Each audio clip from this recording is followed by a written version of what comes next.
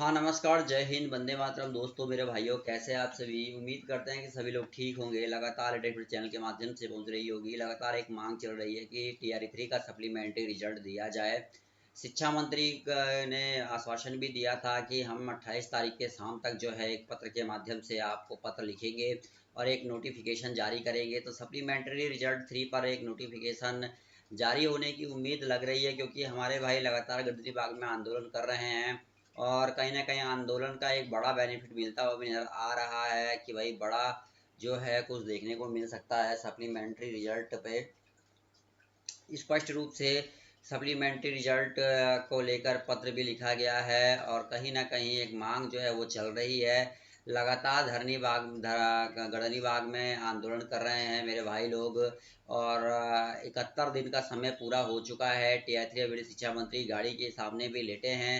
शिक्षा मंत्री ने वाहन का घेराव किया और कहा है कि भाई हम पत्र लिखने के लिए विवश हो रहे हैं। सप्लीमेंट्री रिजल्ट देने पर शिक्षा मंत्री पत्र जो है वो लिख सकते हैं।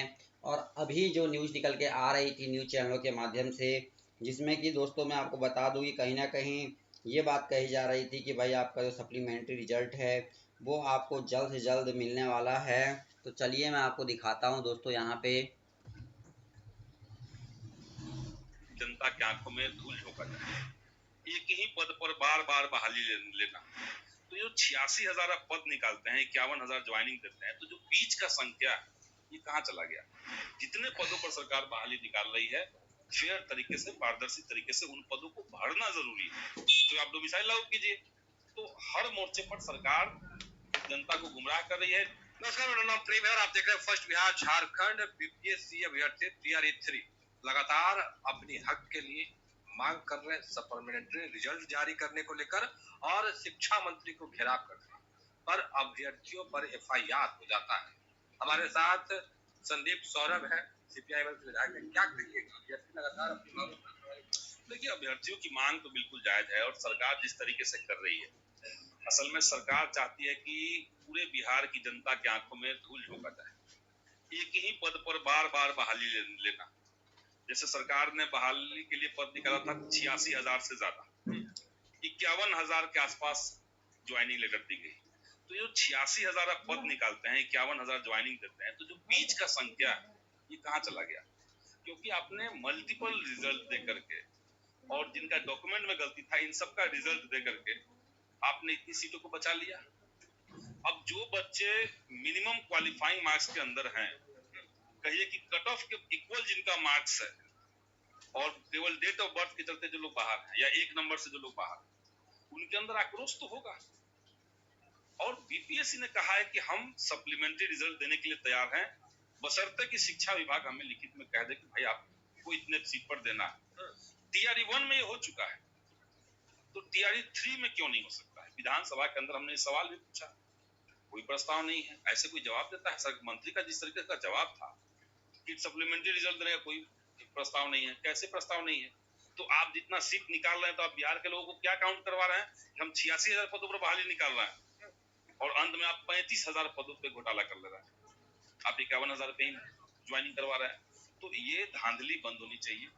सरकार को जितने पदों पर सरकार बहाली निकाल रही है, फेयर तरीके से, पारदर्शी तरीके से उन पदों को भरना जरूरी है। संदीप सौरभ जी, ऐसा नहीं लग रहा बिहार में आंकड़े कुछ और पेश किए जा रहे हैं? बिल्कुल बिल्कुल, आंकड़ों से जनता की आंखों में धूल झोंका जाता है। इतना ही नहीं, आप देखिए कि ये टीआरई 3 में ही 1 to 5 का जब रिजल्ट देखा गया तो 7,440 रिजल्ट है और उसमें 6,099 जो बच्चे हैं वो दूसरे राज्यों के हैं। ये कैसे होगा? आज सदन में मैंने ये सवाल किया तो मंत्री जी ने जवाब दिया कि नहीं, आरक्षित पद जो है उस पर केवल बिहार के बच्चों का हम लोग ले रहे हैं। तो ये कैसे आंकड़ा आ जा रहा है? 7,440 में से 6,099 के बाद दूसरे राज्य के बच्चे कैसे आ गए? तो आप डोमिसाइल लागू कीजिए।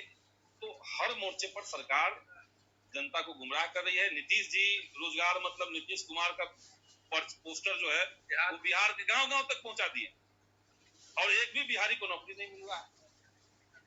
कर तो रहे क्या हम लोगों ने? तो दे रहे हैं काफी नौकरी, तो कितना नौकरी नहीं दे रहे हैं ये बताइए। आप 35,000 तो सीट भर ही नहीं रहे टीआरई 3 में केवल। दूसरा, आप 7,000 बहाली निकाल रहे हैं, 6,000 बच्चे जो है वो दूसरे राज्य के हैं। तो दूसरे राज्य के बच्चों से हमारा कोई आपत्ति नहीं है, लेकिन बिहार के नौजवानों का भविष्य कैसे सुरक्षित होगा ये सोचना सरकार का काम नहीं है? तो कुछ पॉलिसी इस तरह का बनाइए, आप कुछ बिहार के युवाओं के लिए कोई डोमिसाइल नीति बनाइए, 100% नहीं कीजिए, आप 85% रखिए, 15% ओपन कर दीजिए सबके लिए। तो इस तरह की पॉलिसी सरकार को बनानी चाहिए। संदीप सौरभ जी, शिक्षा मंत्री के जो व्यक्ति गिरफ्तार करने के लिए पहुंचे हैं, उन पे कार्रवाई बिहार में यही चल रहा है। जब तक अभ्यर्थी सही तरीके से अपनी बात कह रहे थे, सरकार सुनने के लिए तैयार नहीं थी। रोज दिन शिक्षा मंत्री के नाम से चिट्ठी जा रहा है, ट्वीट चल रहा है, सोशल मीडिया में जा रहा है, गर्दनी बाग इतने दिन बैठे रहे, कोई सुनवाई नहीं। आप तर्क के साथ उनकी बातों को सुनते, उनके बातों पर जवाब देते, शायद ये नौबत नहीं आती। और अभ्यर्थी क्या है, वो जवाब है। इतना बड़ा हमने तथ्य के साथ बातें हमने कही और उनका जवाब आता कि इस पर सरकार का कोई विचार नहीं। एक ही लाइन में जवाब, आधा लाइन में जवाब हो गया। हमने पूछा कि भाई ये प्रक्रिया के चलते ये लूप होल्स हुआ, 10,000 बच्चे जो हैं वो 3 जगह रिजल्ट दिए गए, उनका प्राथमिकता लिया गया था जबकि परीक्षा में फॉर्म भरते समय। तो अब जवाब देने का कोई विचार नहीं है, क्यों नहीं है, यही तो सवाल था। तो बच्चों को जब जवाब नहीं मिलेगा, अभ्यर्थियों को जब जवाब नहीं मिलेगा, उनके साथ इंसाफ नहीं होगा, तो लड़ेंगे, संघर्ष करेंगे, घेराव करेंगे, करना चाहिए। हम लोग को साथ शुरुआत से ही, इसमें कहा डाउट। चलिए, संदीप सौरभ थे, किस तरीके से तमाम चीजों को लेकर अपनी बातों को रख रहे थे, वो तमाम बयान हमने आपको सुनवाया। फिलहाल इतना ही, आप बने रहे।